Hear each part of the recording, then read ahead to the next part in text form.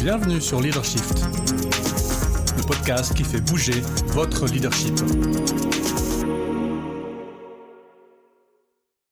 Bonjour, c'est Vincent, bienvenue dans un nouvel épisode de Leadershift. Cette semaine, SOS Middle Managers. En bon français, qu'est-ce qu'un middle manager ? En fait, on dirait en français un manager intermédiaire, qu'on peut définir comme quelqu'un qui n'est pas dans la direction et qui n'est pas au premier niveau de management, ce qu'on appelle en général le management de proximité, chef d'équipe, superviseur, etc. Donc, autrement dit, un manager intermédiaire ou un middle manager, c'est quelqu'un qui a un manager en dessus et un manager en dessous. Il est au milieu, elle est au milieu. C'est une middle manager. Donc, on va typiquement nommer ces personnes chef de département, chef de service, chef de division, tous ces gens-là.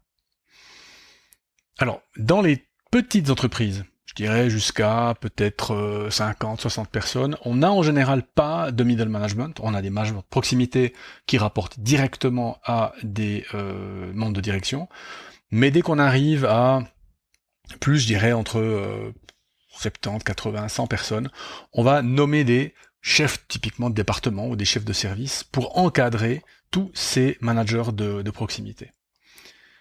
Alors, pourquoi SOS Middle Managers ? Parce que c'est un job difficile qui souvent n'est pas du tout pris en compte. D'ailleurs, on les forme au management comme les autres, ce qui n'est pas forcément une bonne idée comme on le verra.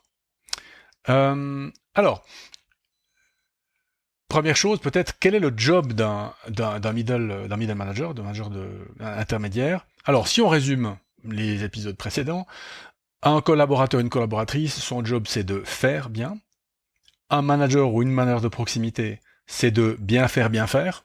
Pour ceux qui sont en formation avec moi, vous savez que j'aime bien cette petite formule. Donc bien faire, bien faire.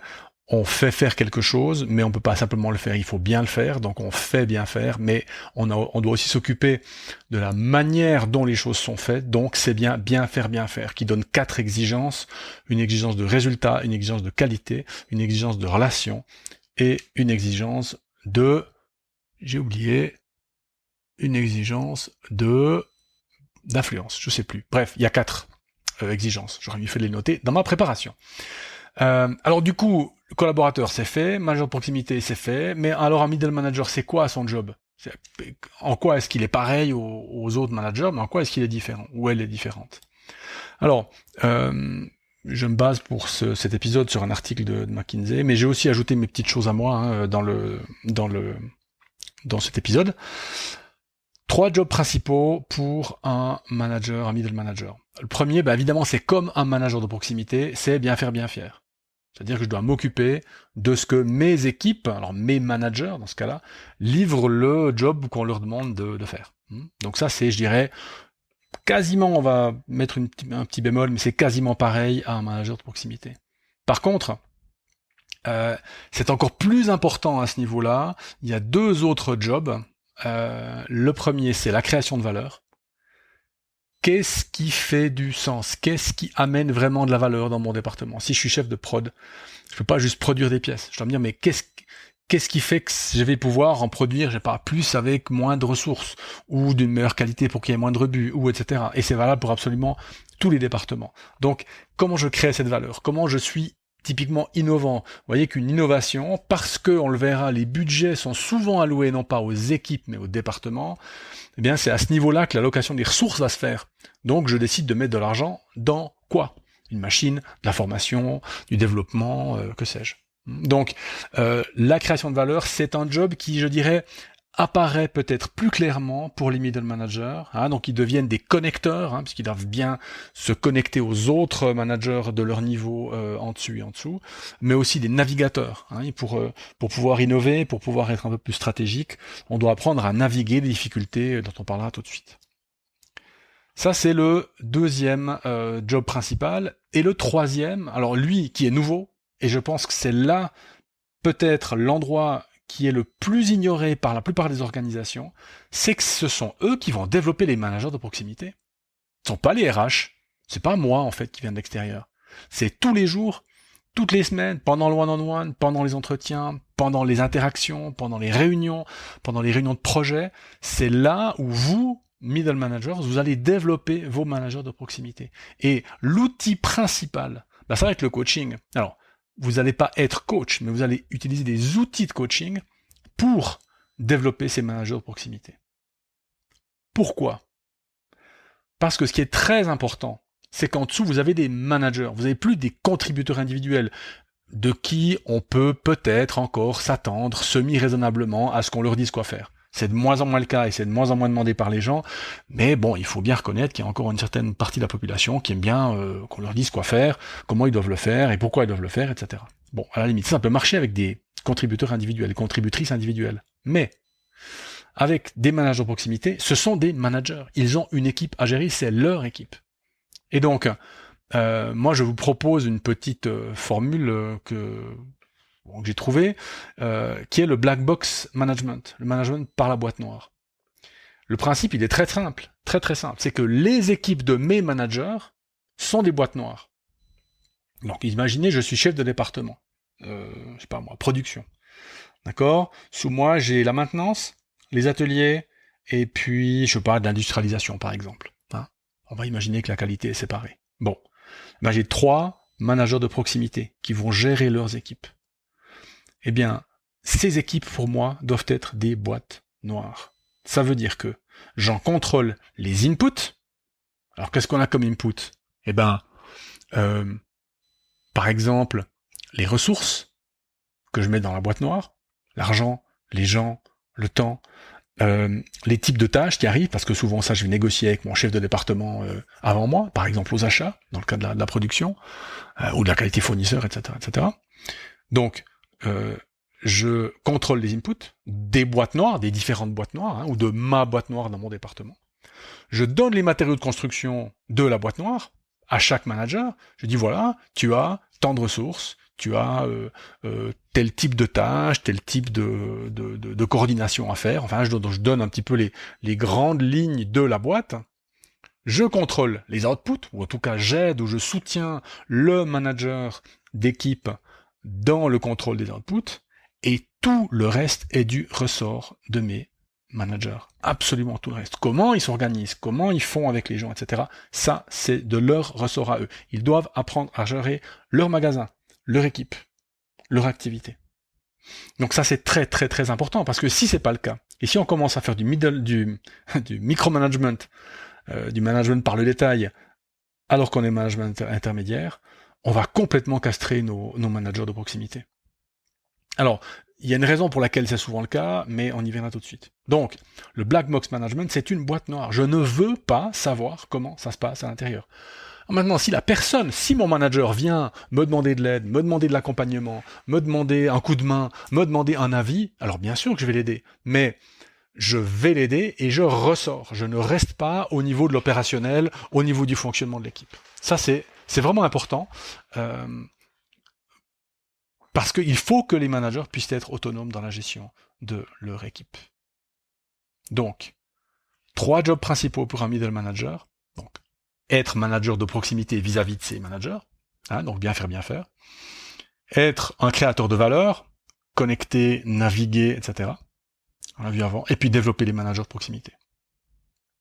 Alors, pourquoi j'ai mis SOS Middle Manager ? Parce que c'est un job qui est très, très difficile. Pourquoi ? 1. On est encore à des niveaux où on fait une promotion parce qu'on est expert. Vous imaginez le meilleur technicien de je sais pas quoi, il est promu chef d'équipe, c'est un bon chef d'équipe, pas tant parce qu'il mène bien les gens, mais parce qu'il résout encore beaucoup de problèmes, souvent lui-même, et hop, c'est parti, chef de département. Puis on le met chef de prod. Et il continue à faire son même job qu'avant. Donc il va court-circuiter 1 voire 2 lignes de management en dessous de lui ou en dessous d'elle. Donc on est dans un job difficile parce que les gens, plutôt que de les promouvoir parmi les chefs d'équipe, quels sont ceux qui ont le meilleur leadership, la meilleure affinité pour les gens, mais on prend encore souvent des experts. Promotion à ce niveau-là, encore parce que la personne travaillait bien dans son ancien rôle, voire même son ancien rôle. Moi, j'ai déjà vu des chefs de département qui continuent d'être les meilleurs experts de leur département. C'est pas possible. Vous vous rendez compte ? Déjà, le manager de proximité, il n'est pas supposé être le meilleur dans son domaine, mais le chef de département ou la chef de département, c'est encore pire. Vous voyez, dans un hôpital, la meilleure infirmière de l'hôpital, c'est l'ICUS, on est mal. ICUS, infirmière, chef d'unité de soins. Donc c'est des gens c'est des middle managers typiques. Troisième raison pour laquelle c'est un job difficile, c'est souvent le point de torsion entre la direction et les collaborateurs. Pourquoi ? La direction, c'est la direction, hein, ils ont le propriétaire, ils doivent dealer avec les propriétaires, voir les gros clients, mais souvent le management de proximité est très proche des collaborateurs, et en fait le point de torsion, c'est le chef de département. C'est lui qui se retrouve souvent, un peu comme on dit, les fesses entre deux chaises, et donc c'est un point de torsion qui génère beaucoup de stress. Quatrième raison pour laquelle c'est un job difficile, bienvenue dans Brésil. Pour les plus vieux et les plus vieilles d'entre nous, Brésil, vous vous souvenez, c'est un film qui décrit un univers dystopique dans lequel tout est administration et bureaucratie. Et donc, souvent, le middle manager découvre, alors souvent avec effarement, la bureaucratie qu'il y a dans l'entreprise ou l'institution, parce que c'est là qu'il a accès au budget. C'est souvent au niveau du département ou de la division qu'on a les budgets, et donc tu commences avec les budgets, les approbations, faut demander pour aller faire pipi, faut demander pour... et là, subitement, ils ont 20, 25, 30% de leur temps qui est bouffé par la bureaucratie. Et ça, souvent, ça rend le job difficile parce qu'on aurait, typiquement, en tant que middle manager, autre chose à faire. On remarque aussi que c'est la population qui n'est pas forcément la plus formée à la stratégie, alors que souvent, leur département, c'est un département fonctionnel. Ça veut dire que le patron de la production, reprenons le même exemple, c'est lui ou elle. C'est-à-dire qu'il n'y a pas mieux dans l'entreprise. Ce qui veut dire que si je continue à être expert, comme on l'a dit avant, je ne peux pas nécessairement établir une stratégie et donc voir à moyen ou long terme. En tout cas, prendre une direction à moyen ou long terme. Et dernière raison pour laquelle c'est un job difficile, les middle managers ne sont pas non plus forcément formés à la politique d'entreprise. À la politique au sens politicien du terme, au jeu de pouvoir, dont on est en général relativement, isolé quand on est manager manager de proximité. Mais justement, quand on est manager intermédiaire, on découvre la politique, les jeux de pouvoir, les gens qui veulent pas s'aider, qui veulent pas collaborer parce que il y a des jeux, il y a de l'argent en jeu, il y a des ressources en jeu, etc., etc.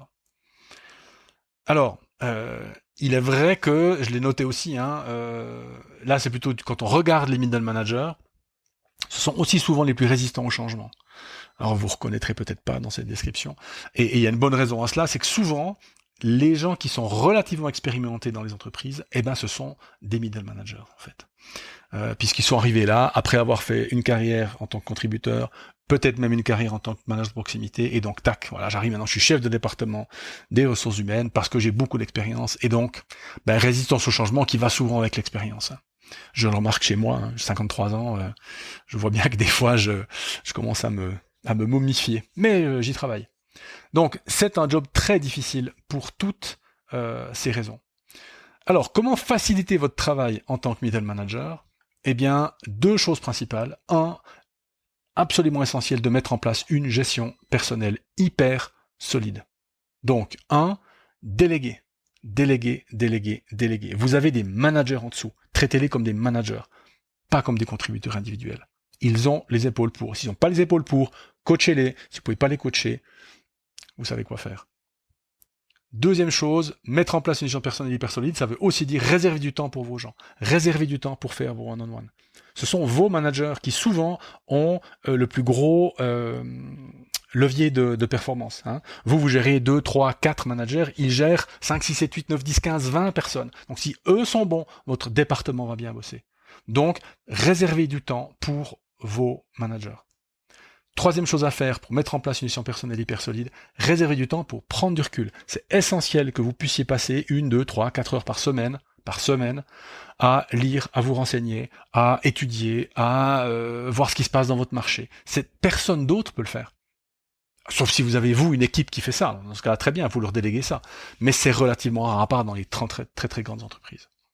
Donc, 1, mettre en place une gestion personnelle hyper solide. 2, faciliter votre travail en tant que middle manager en vous formant à la stratégie, à la politique. Vous pouvez lire des livres, vous pouvez lire des articles, vous pouvez regarder des choses sur l'art de la guerre. Alors on va vous faire lire Sun Tzu, on va vous faire lire Machiavel, faites attention, on peut comprendre vraiment tout à fait ça de travers. Vous pouvez aussi demander un coaching. Vous êtes manager de proximité, vous passez chef de département ou chef de service, demandez un coaching d'accompagnement. Ça sera très utile pour vous de pouvoir vous confronter à une personne qui vient vous dire « Ah bon, mais pourquoi, mais comment, etc. » Ça prend pas forcément très longtemps, mais ça peut vraiment être très très utile. Si maintenant vous êtes directeur, directrice, et que vous avez des middle managers, comment leur faciliter le travail? Numéro 1, interdisez-leur de faire de la technique. Streng verboten. On peut pas, c'est plus possible. Chef de département, ils doivent, les middle managers absolument être loin de la technique. Pas loin, pas trop loin pour ne rien comprendre. Mais elles ont des équipes pour faire ça. Donc, 1, leur interdire de faire de la technique. 2, foutez-leur la paix sur leurs équipes. Ils gèrent leurs équipes comme ils gèrent leurs équipes. Hein. C'est pas vous qui recrutez pour eux. C'est pas vous qui décidez où vous mettez les gens. Si vous avez une envie, vous en parlez avec eux. C'est leur magasin. Troisième chose, simplifier ou automatiser l'administratif. Hein, l'administratif, souvent, dans les boîtes, même à partir de 100-150 personnes, ça devient compliqué. Il y a des formulaires, des machins à remplir. Ils passent beaucoup trop de temps là-dessus. Simplifier ça. Je vous rappelle à cette occasion un petit acronyme qu'un de mes chefs, il y a fort longtemps, m'avait appelé DESA, D-E-S-A, définir, éliminer, simplifier, automatiser. Donc on commence par définir les choses. Une fois qu'on les a définies, donc comprises, on peut les éliminer si nécessaire. Si c'est pas nécessaire, on les élimine. Gros exemple aujourd'hui, la Confédération Suisse, on a gagné un appel d'offres il y a pas longtemps, et ils nous ont dit les feuilles de présence, on n'en veut plus, vous nous avertissez juste ceux qui sont pas venus. Ça peut paraître débile, mais imaginez, vous faites ça pour du temps, du management de temps ou je sais pas quoi, eh bien ça va simplifier beaucoup le travail de vos managers intermédiaires. Donc, définir, éliminer, simplifier, si on peut rendre ça plus simple, les circuits de décision plus simples, et puis enfin, une fois qu'on a fait ces trois-là, alors on peut peut-être automatiser. Les middle managers sont le cœur battant de l'entreprise, pas tant pour la performance, parce que là on est plutôt du côté des managers de proximité, mais du point de vue de la survie d'entreprise, du point de vue de la stratégie, du point de vue de la vision à long terme. C'est donc très important que vous puissiez avoir des middle managers dans votre entreprise, ou si vous en êtes un ou une, qui fonctionnent bien. C'est critique pour vous, votre job et l'entreprise ou l'institution pour laquelle vous travaillez. Voilà, j'espère que ce SOS Middle Manager vous a été utile. Si vous avez des questions, n'hésitez pas, podcast@coapta.ch. À la semaine prochaine. Ciao.